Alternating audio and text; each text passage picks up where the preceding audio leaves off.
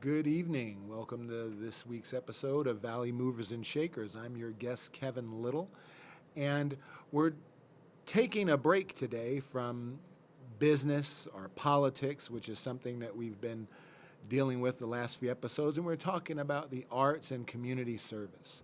And we've got two great guests. We've got Marcos Dorado, a local artist, and we've got Juli Smith, who is doing some fantastic things in the community. For those of us who for those of you, I should say, who haven't joined us before, Valley Movers and Shakers is a show that tries to give you the good news that you don't get in mainstream news. News about our community, people who are trying to make a positive difference, no matter the area of their pursuit. Whether it's business, whether it's education, whether it's community service, whether it's arts, or something that doesn't fall in any of those categories.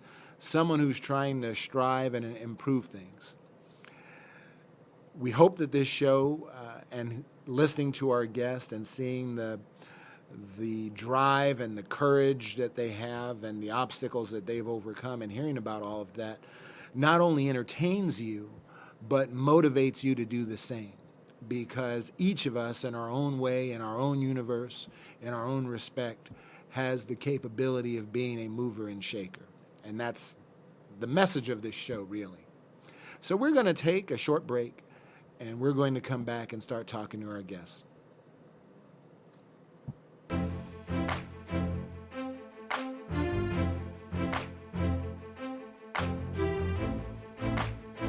Welcome back to Valley Movers and Shakers, and we're going to get started with our first guest, Marcos Dorado. Yeah. Thank you so much for coming on the show. Thank you. Thank you for having me. You are a local artist, Yes. and you have some exhibits that we're going to be talking about. Correct. And you also are a fitness enthusiast and have your own story of triumph to tell, but we'll save that to the end. Sure. So let's let the audience get to know you first and Sure. foremost. What is your connection to the Valley? Are you a native, or did you move here sometime more recently? No, actually, well, I was born in Mexico, in the state of Jalisco, which is where tequila and mezcal come from, Okay. and mariachi. Right. All good things? Yeah, all very good things for sure. And I was born, if you look on the map and you know where Guadalajara is, which is about 80% the size of LA. It's Right. a very big city, second largest in Mexico. 3 hours directly north of Guadalajara is where I was born, in a very provincial area. Okay. And so when I was 5, my family immigrated to Madera. And so I grew up there, and I lived here since. Oh, okay. Yeah. Well, great. So you've been in the Valley since you were 5. Since I was 5, As yeah. long as you can remember. Yeah, pretty Most much. likely. Yes, Yeah. yes. So, growing up, Uh-huh. when did you first realize that your passion was in the arts? Yeah. And that you had a talent for it? Right. Yeah, that's a good idea. Good question. It was in 4th grade actually when I realized that I had some capability for drawing, or at least had a really good interest in it. Right. And so I started drawing, and by the time I was in 6th grade, me and this kid who I always remember as the all-American kid. Right. He was like perfectly blonde, perfect blue eyes, perfect light skin. Right. Everyone hated him because he moved into our school and he was better at everything. Oh, you he know? was one of those people. But he was a good kid, you know, and so Okay. and I was not angry with him because of that. So he and I became Right. friends, and I used to be the better artist, but he came in and became the best artist, you know. But it didn't bother me, and so we hung around all the time and we drew, and Right. and yeah, it was great. It was great fun. You drove each other. Yeah, That's exactly. good. It's Yeah, good to yeah. have someone Yeah. against whom you can compete, and I say compete, but Yeah, in a friendly way. Right. It was a very it was a symbiotic relationship that we had, and as we scribbled away, and it was great fun. And then I kept on drawing until I was about 18, and then I moved that aside, but I still remain interested in the arts, literature, languages, that sort of thing, and philosophy. Right. And then when I was 30 and got divorced, then I returned to drawing. Okay. Yeah. So you got into the just stepping into adulthood. Life happened. Right, yeah. And then the arts, at least for a decade or so, was kind of put on the back burner, but you Right. returned to it Right. in your 30s. Yeah, right when I was 30. And Okay. so, yeah, then eventually I went to study drawing at Art Students League in New York City, which is the second oldest art school in the country after the Philadelphia Academy of Art. So you didn't just return to Mm-hmm. drawing. Mm-hmm.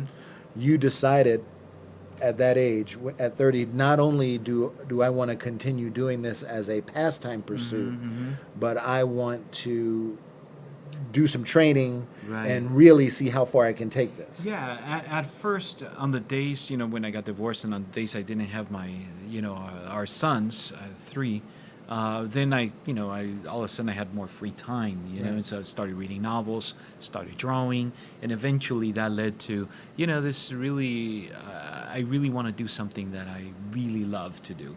And so I reached out to an artist who I saw on the cover of American Artist magazine, which doesn't exist anymore, Mario Robinson, who is an amazing artist. And I saw his work, and the article had a big article on his work, and Right. he focuses on drawing a lot of African Americans. He's African American himself. I reached out to him, and then he's the one who coached me and led me to Art Students League in New York. He lives in Jersey Shore in New Jersey. So how was your experience studying art in New York City? I love New York City. It's my favorite city of all the places. I'm a I've native been. of New York. Really? Wow. Yes. Where? Midtown Manhattan. Midtown. Wow. Well, Yeah. Art Students League, as you might know, it's right in Midtown, right on Right. 57th between 7th and Broadway. Adjacent to Carnegie Hall. So yeah. So I lived up in the down in the Lower East Side most of the time. Right. And then there was a stint in which I lived right on Riverside Drive in Harlem. So that was great fun. I loved it. I Fantastic. literally just adore New York City. I was just there in February, and I've had to delay my next trip a couple of times now because of a project I'm doing, but I can't wait to return. Right. And let me just correct myself. When I said Midtown, I meant middle of the island. Not Midtown, not in the 60s, Midtown Manhattan. not in the 70s. Not in the 70s. In the So up 100, a little 110. higher. Yeah. There you go. So closer to, wow, yeah. So 100. it's That's a over neighborhood by called El Barrio.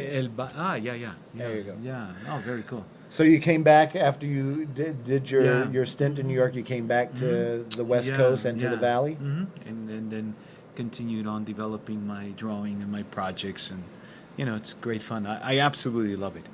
Now, what is your medium? We've talked about your Yeah. art, but what sort of art do you specialize in? Sure, it's always realism. I love, and most of the time is people.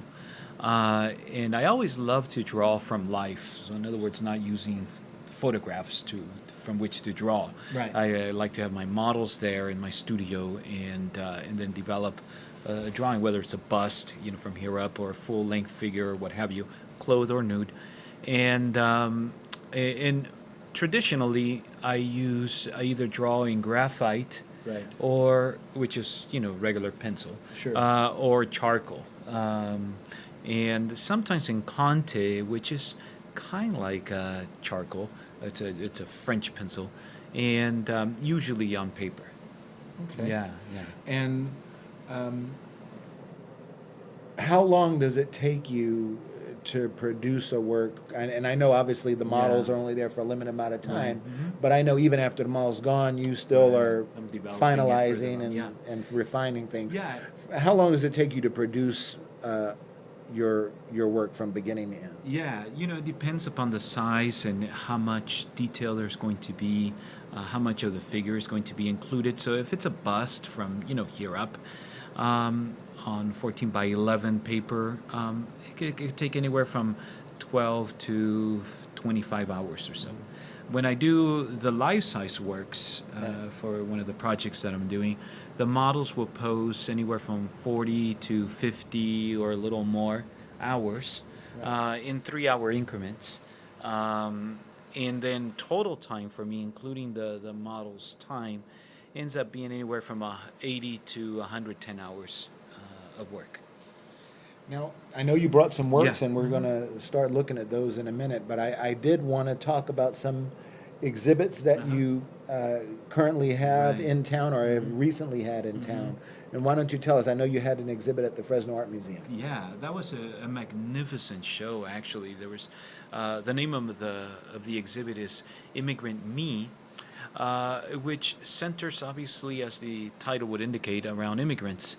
And so I did drawings of, I think there were 20 or a little more, 20, 25 portraits of immigrants from various countries who live here, and then created a biography of each one. And so the purpose of this exhibit was to promote the positive side of immigration. Certainly, with the president that we have in the White House, certainly the negative rhetoric has definitely increased Sure. in the last couple of years against Right. immigration. And while there are some risks and some challenges that immigration brings inherently, there's also a lot of wonderful things that come with it.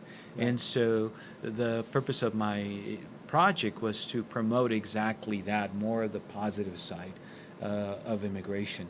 And so there was a very good amount of people that posed from various countries: Guatemala, Honduras, Venezuela, Israel, Austria, Togo, Africa. So various countries altogether. People who come here to fulfill a Yep, dream, exactly. to improve the quality of life for themselves and their families. For many reasons, you know, Yes. it was really a very insightful project for me. I'm an immigrant myself, but to hear stories of someone from Austria who literally was plucked out of a hotel that was protected by Catholics who were harboring Jews, Right. and the UK allowed for visas to Jewish mothers, but they could only bring one child, and it had to be 14 or under. My goodness gracious. Yeah, and Bill Wolfin, who's a local artist here now, is the only one who qualified with his mother. And so he and his mother were extricated from Austria and put in a home with a family in London. And the amazing thing about his story is that he used to love to read. One day when he was returning his book to the library, he decided, on the block before the library, decided to step into a cafe to get coffee and Right. toast with beans, because that's all you could get at a cafe during World War II, Right. according to him.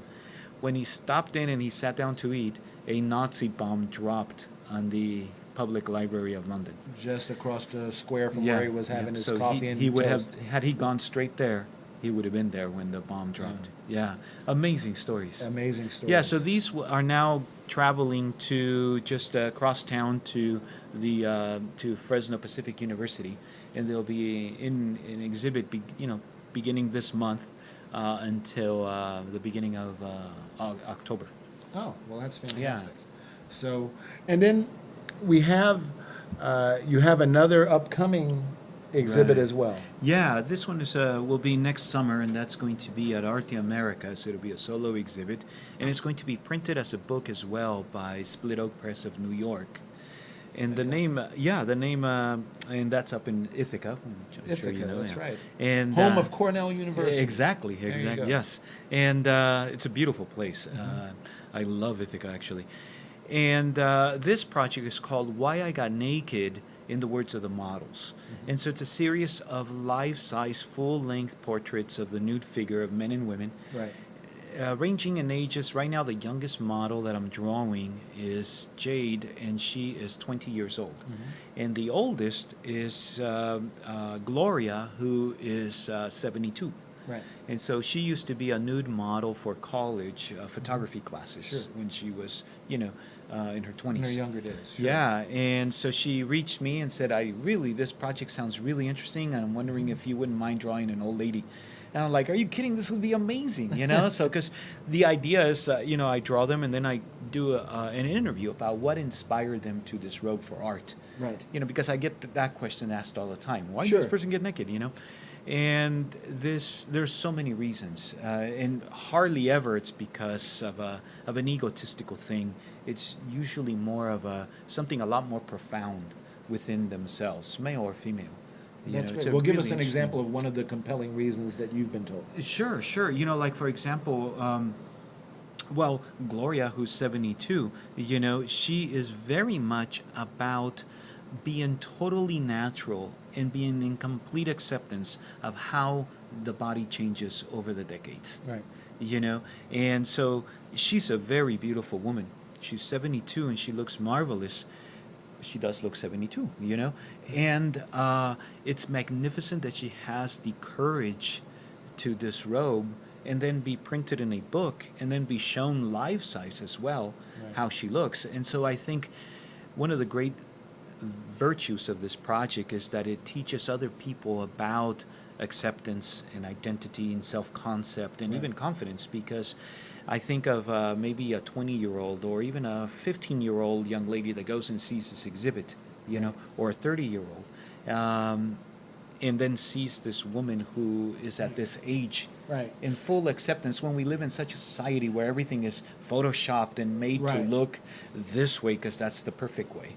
And So- you know, we live in a society right now where Yeah. everyone, through social media or through whatever other platform they choose to express themselves, create their persona. Right, yes. Many times for reasons that aren't entirely healthy. True. And so you have people who have, you know, stripped themselves bare to figuratively and literally, Yeah.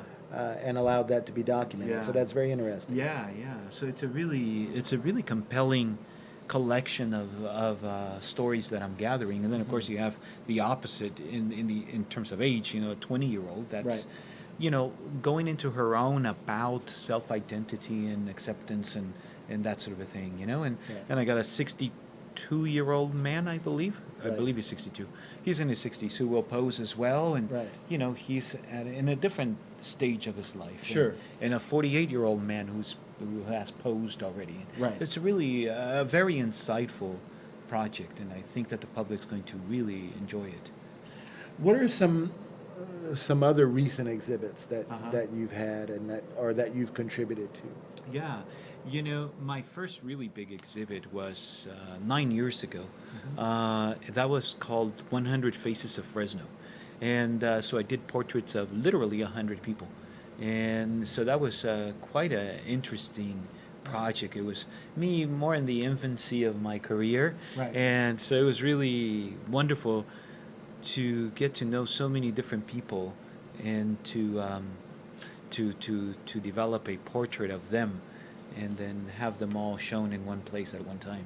Now, when you do your portraits, do you like to chat with the person Yes. beforehand, get to know them, get to have a sense perhaps of their soul, so that you can Yes. maybe that can be present itself through your rendition of them? Yeah, I do. I really, sometimes I don't have the opportunity to do that because maybe the person lives far away or Sure. what have you. But generally, yes.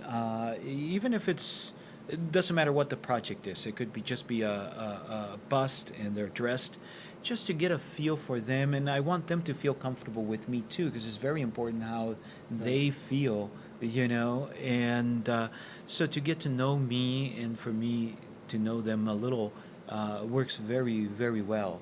It's something that really influences me in the way that I'm going to think about them and go about creating a portrait, and then getting to know even as do you have with questions like, do you have a favorite side? You know, some people say, oh, my right side, make sure you get my right side. Right. I mean, if I don't ask that, how am I supposed to know? Sure. Because maybe they're afraid to say, or, Right. you know, or what have you, you know, or maybe they don't like their nose, and definitely not a profile, you know. I might think they have a magnificent nose, Right. but It's but all- they may not like it. it's all a matter of So yeah, perspective. exactly. So it's very good to explore some of these, innuendos about a person. All right. Well, we're going to take a very short break, and then we're going to come back and look at some of your works. Super. And Sounds good. talk about them. Yeah, thank you.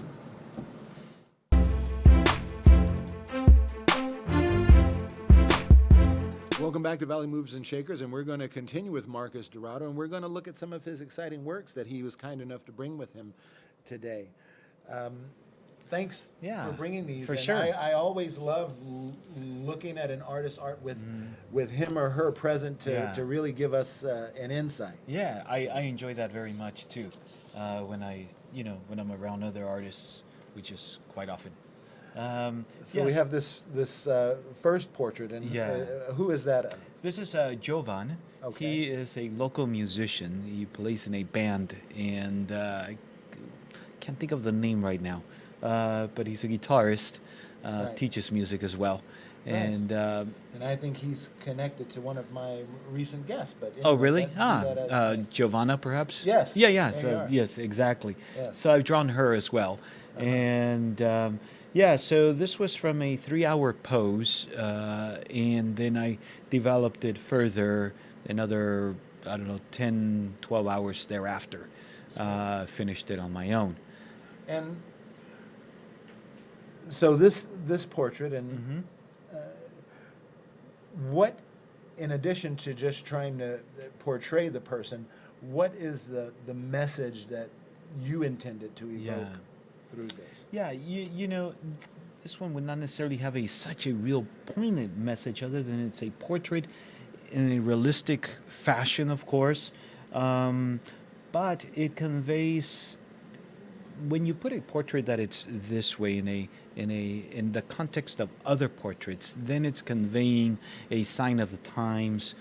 You know, everything from what the person looked like, from what kind of a hairstyle they use, Right. if they have an earring, as he does, you know, hair, that sort of thing. So it's really a representation of people now, Right. you know. Now, and I might be reading too much into the work, but when I look at that, I see someone who is not distracted by the here and now, Yeah. someone who is focused Right. into the distance, on the Yeah, future. for sure. He's very much this way. You know, he's a very good looking fellow, you know, and so he made a great portrait. And he walked into the room, and this was not at my studio. This was at a gallery where they have models come in. Right. And when I saw him, I was like, "Oh my gosh, this is awesome! I get to draw him." And then I immediately I'm just tracking him as he says hi to whoever he knew there, and I immediately thought I got to get a profile perspective of him. I just loved his profile, loved the nose, loved the mandible, his hair, his hairline. I thought it would just look magnificent from the side, and so I was quick to zoom over to the edge of the gallery and set up my easel and get this perspective. So it worked out really well. Yeah, but Fantastic. very nice personality, very polite young man, and makes for a very good portrait altogether. Fantastic. Yeah. Let's see some more. Oh, sure.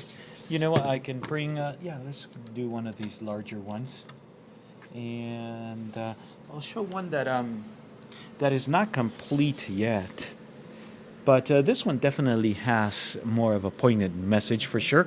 And I imagine the camera can pick it up, and it's kind of made to be a little bit obstructed, but it says you can't hide the truth, and it just repeats. And it's torn, so the tearing there, it's almost like you want to hide the truth, Right. you know, but you can still read it, Right. you know, so that's the visual effect of Sure. it, you know, and you have a woman in front, and so it serves to, we can think of it as, wow, you know, we can lie to a person, but eventually, you know, the truth comes out in one way or another, That's right. right? You know, do we lie to ourselves, you know, in general? So it very much has the overall concept of truth and lies, or what you present and what you don't, you Fantastic. know. So yeah, so that's, I like this very much. I got to develop it a little bit more. This is in charcoal and white chalk and white pastel. Fantastic. Yeah, yeah. Yeah, So- I'm loving these. Oh, thanks. Yeah. And this paper is a very unique paper. You cannot get this paper in the West Coast, literally. Really? Yeah. Wow. I have to order it. It's a special order, and it's made by a company in New Jersey, Right. and I can't think of the name of the company, but I have to order it. Sure. It's $100 for the stack of paper, Right. but it's magnificent. My friend David Casson is the one who has made it very popular. This is my oldest son, and this is charcoal and white chalk. And so a year ago, he posed for this right before he turned 29 years old. So this was in the month of July.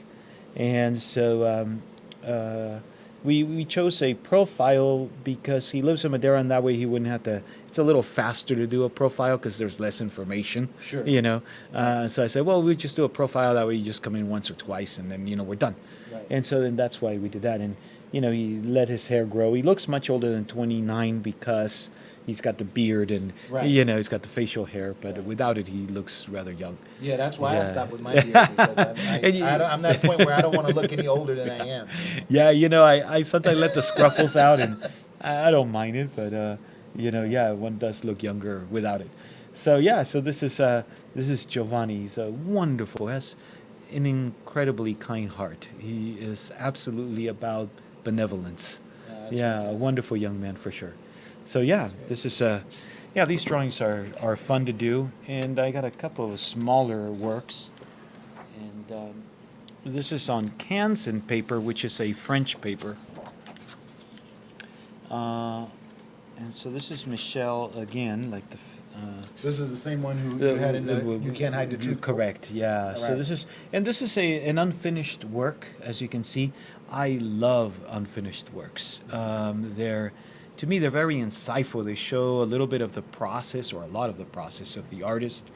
And it doesn't mean that this is how an artist begins every portrait, but it is how they begin that portrait or whatever it is that the work is. And so this one I'm leaving exactly like that. Right. And it's also charcoal and white chalk on kind of a pinkish paper, really. And It's like so a pinkish gray. yeah. And so I very much like this portrait. And she has really liked this portrait a lot. So this one I did 2 years ago. Gosh, time flies. Time does fly. Yeah. And the last work here is one that I did of my left eye. And I did this more of a study for one of my private students. And so in this case, I did use a photograph. And so it's a nice, simple study of an eye in charcoal and white chalk on Strathmore gray paper. And so, it's pretty straightforward. But, little studies like this, little anatomical studies like this can be rather interesting and very Right. informative as well. And I hope that the camera picks up, just looking at it from a foot away, I can see all of the Yeah. detail that's gone into this. And, Yeah, and how little wrinkles, yeah. little nuances and changes in light because of the way right over the zygomatic bone, how the skin wraps around it, and the auricle, the cavity of the orbital cavity in the beginning of the glebula over here. It just makes it interpreting all these little shifts in the direction that the light Sure. is landing on the surface of the skin, is what creates a realistic perspective, So, Marcus, if someone wants to Mhm. follow you and Yeah. keep up with what you're doing and what exhibits you have, how should they Right. do that? Social media, of course, is such a magnificent tool. So you can find me on Facebook as Marcos Dorado. You can also find me on Instagram at Marcos Dorado as well. And then I'm on Twitter as well as Marcos Dorado. Apparently, I was the first Marcos Dorado There you go. for a lot of these, so it worked out well for me. But so it's very easy. I'm quite active on there. I post primarily about my artwork, and I keep it nice and positive because that's just way funner than being the alternative. Yeah. Exactly. Yeah. Well, Marcus, I really appreciate Thank your you. being a guest on our show. For sure. And, much continued success. Yeah, thank you. And thank you for both documenting and beautifying Yeah. our Central Valley. Well, you know what? Thank you, because shows like this really contribute to a lot of good in our community, and they're much needed. So thank you. Perfect. Yeah. All right, well, we'll be back after these few messages. Excellent.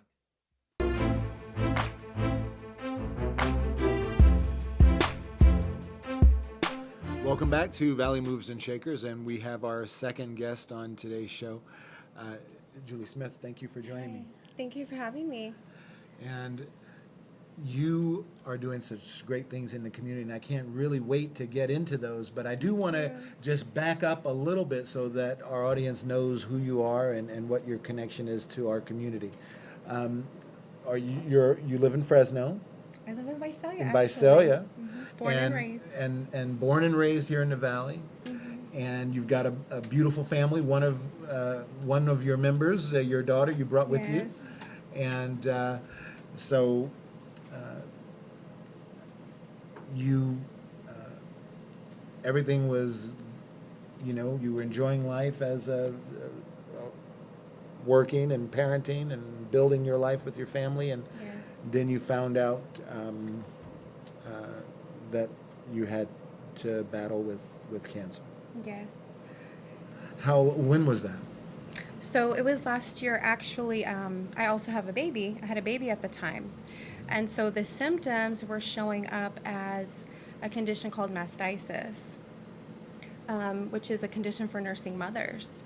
So I actually had to be my own advocate and fight to get my diagnosis. I went to the doctor and they dismissed it as that, and it continued to get worse. So I had to do my own researching and ask my doctor for a biopsy to get the diagnosis. Because it was being written off as something which it turned out not to be. Right, right, But you yourself felt, no, something is not right. right. After Okay. taking antibiotics, it got worse. What I was diagnosed with is called inflammatory breast cancer, which is only 1% of all the breast cancers. So it's not a lump. It shows up almost like a spider web on the breast. So you cannot diagnose it in a mammogram or any other test except for a biopsy. Insurances don't want to test for a biopsy. Right. So my doctor said, no, you're young, you're fit. I don't think so. And I had to continue to go back, and it continued to got worse until I went into his office and said, I'm not leaving until you give me this biopsy. And then that's when he ordered it.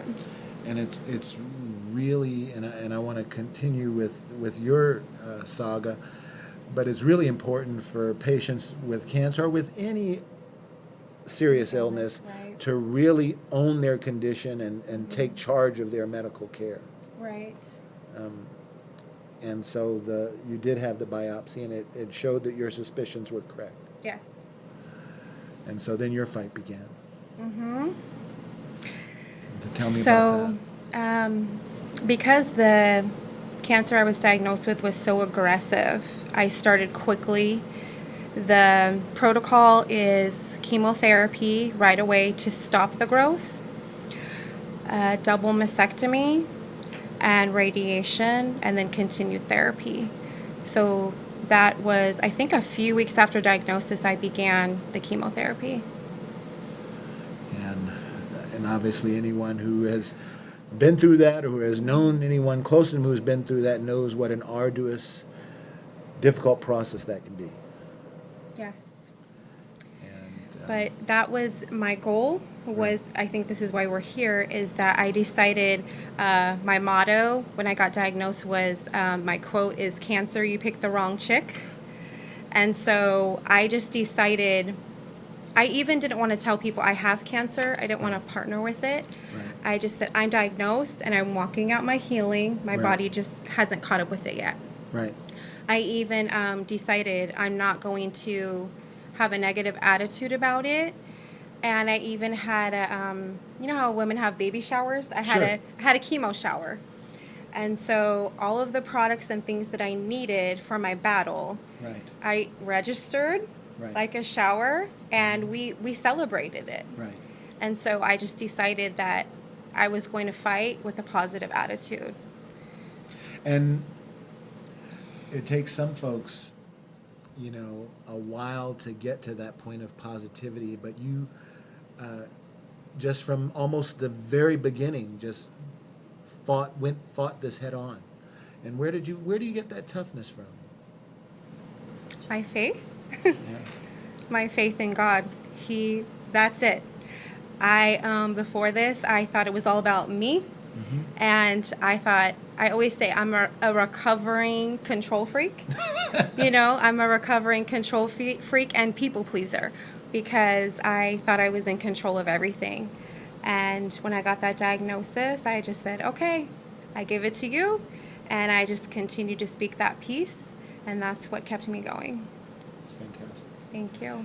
So you enlisted the support of all of your friends and loved ones by doing things like the chemo shower and things of that nature. And how was that to really enlist that support so early on? Did it help you remain strong? Yes, I decided to document my journey and have people around me support me.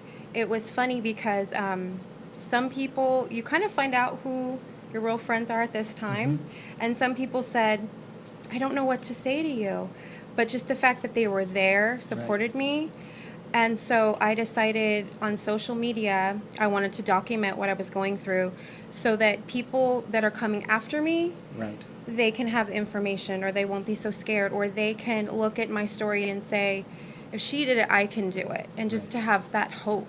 So that was my goal, to give other people hope. Or not only that, other people are struggling with depression, fibromyalgia, anything. And so I just wanted to share that, hey, if I have cancer and I'm sitting here laughing at my chemo treatment and having peace and just happy to be alive, then you can do it too. Whatever your battle is, you can do it too with a positive attitude. No matter what the predicament, we all go through difficult times in our life, right? You have two choices about how to react to it, right? Right. Positively and not positively. Right. No one can ever take away your attitude. You can get a lot of things stripped away from you, but you choose your attitude.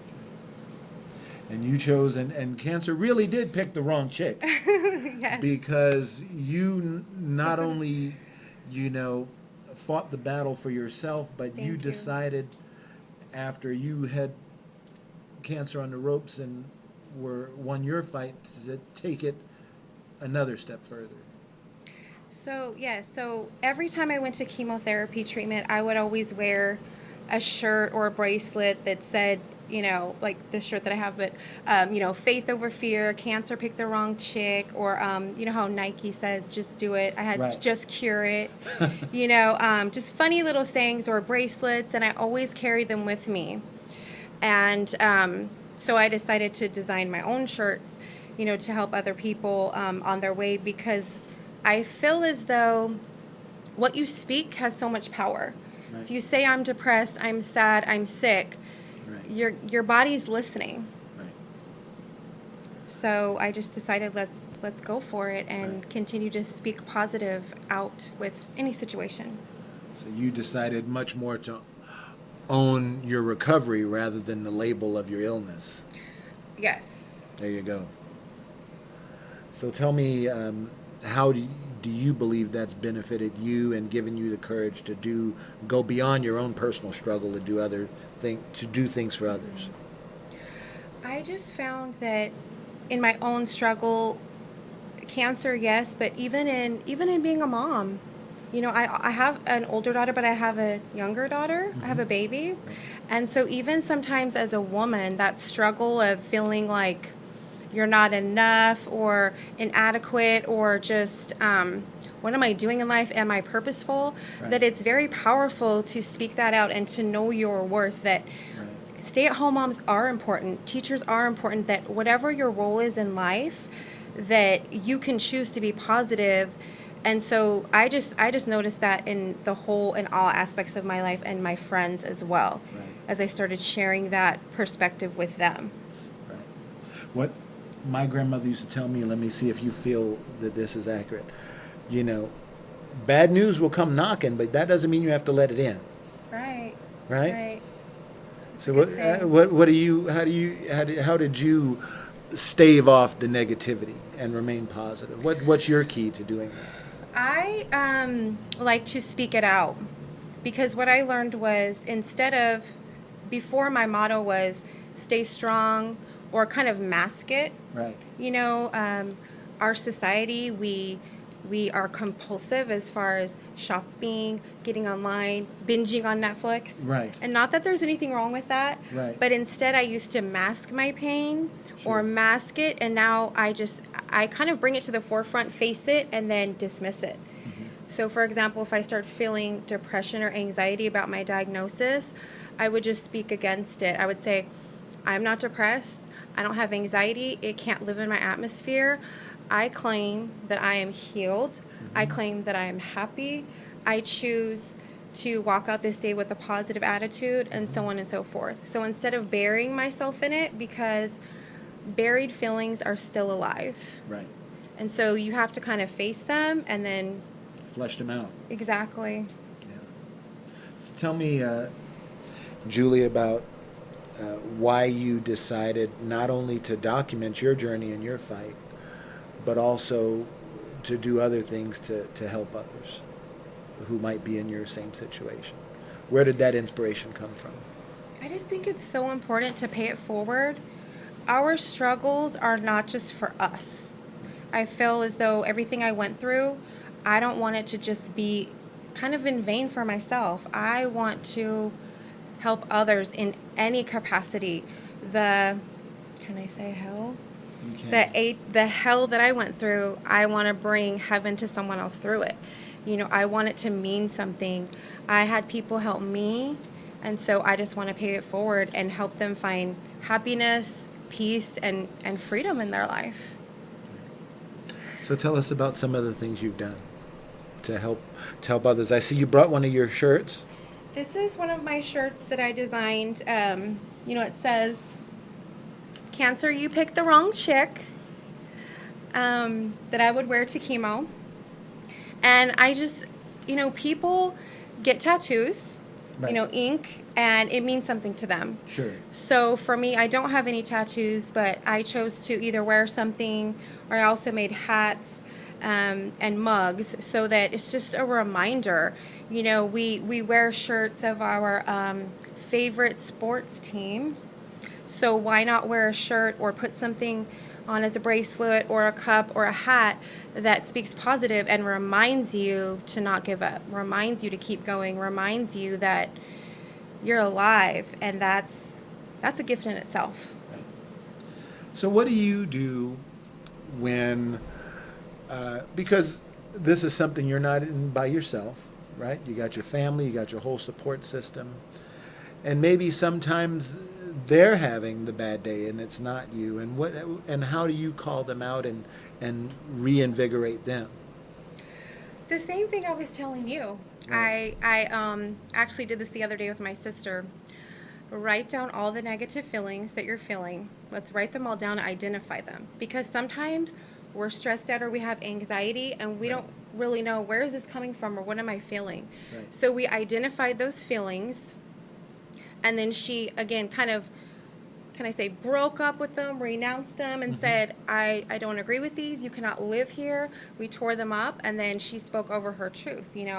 I am fearless. I am a conqueror. I am, whatever situation she was facing. She's speaking her truth and the positive energy over herself. So getting rid of the negative, creating the positive. That's beautiful. Well, we're going to have a lot more with Julie right after these short messages.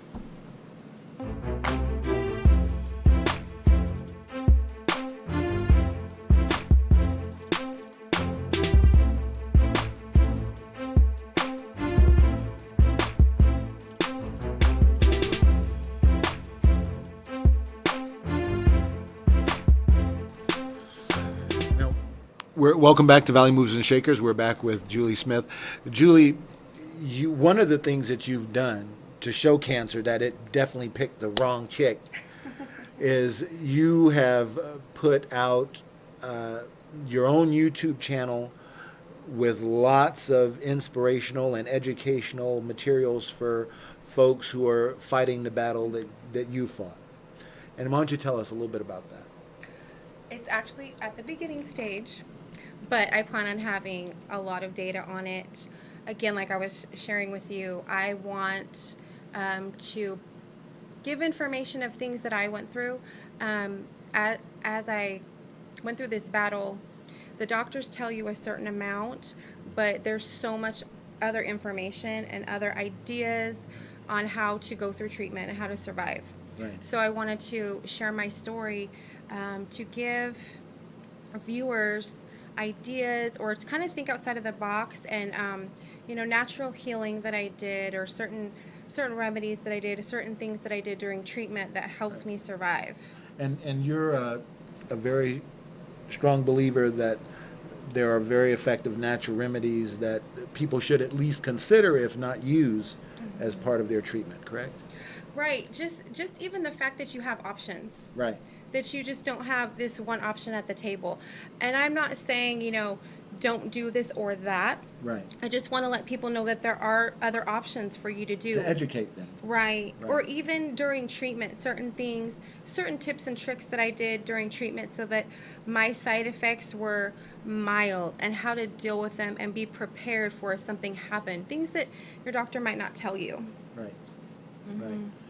And you also, I know you went through the chemo and the battle, and then you also had to come to terms with life after the diagnosis, after the treatment, after, being declared cancer-free, and the issues that you're dealing with.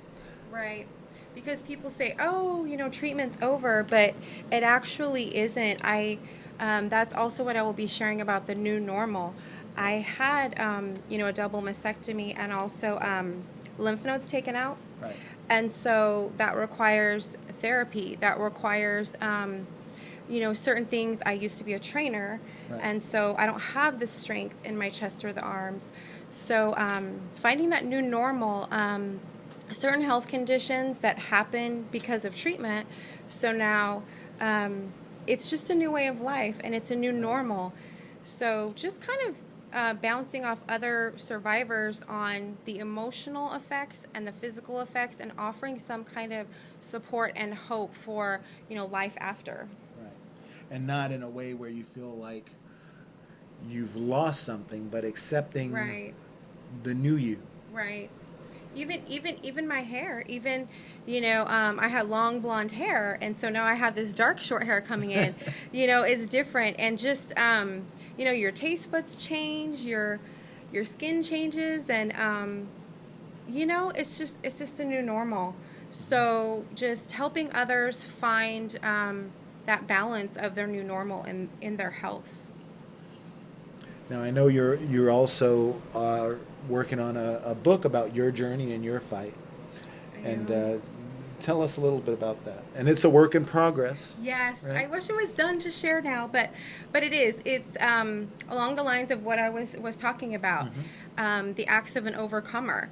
So sharing my story, sharing my journey on healing physically and emotionally, and really getting to the core of the perspective.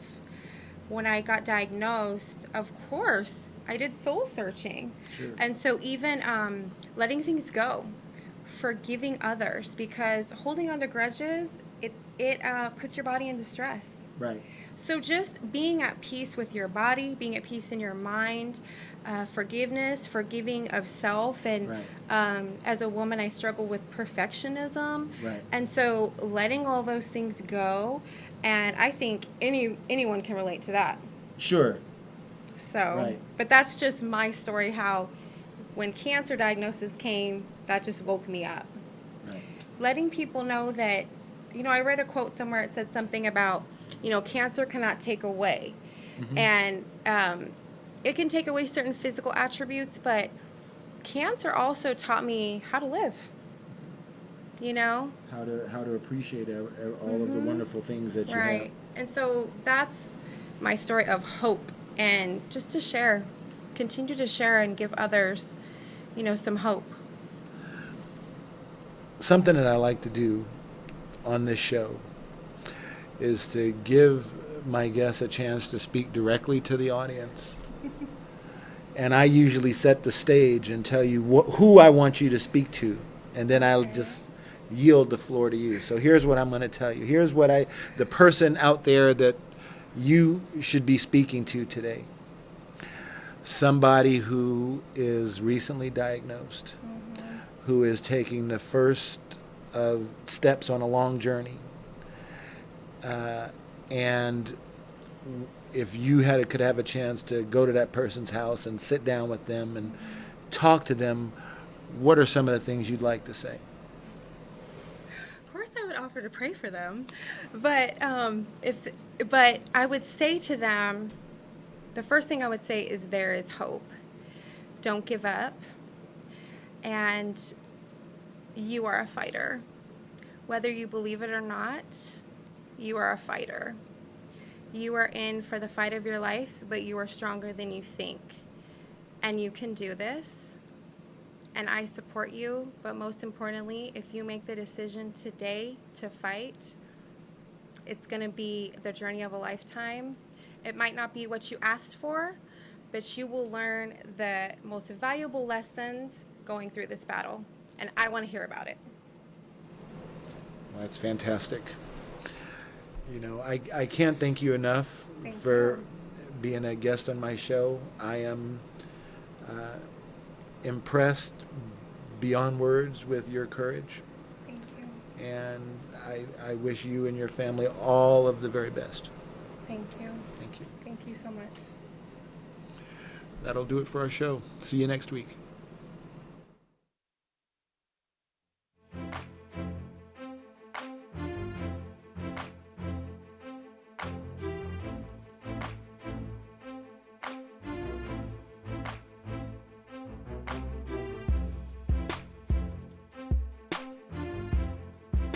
CentralValleyTalk.com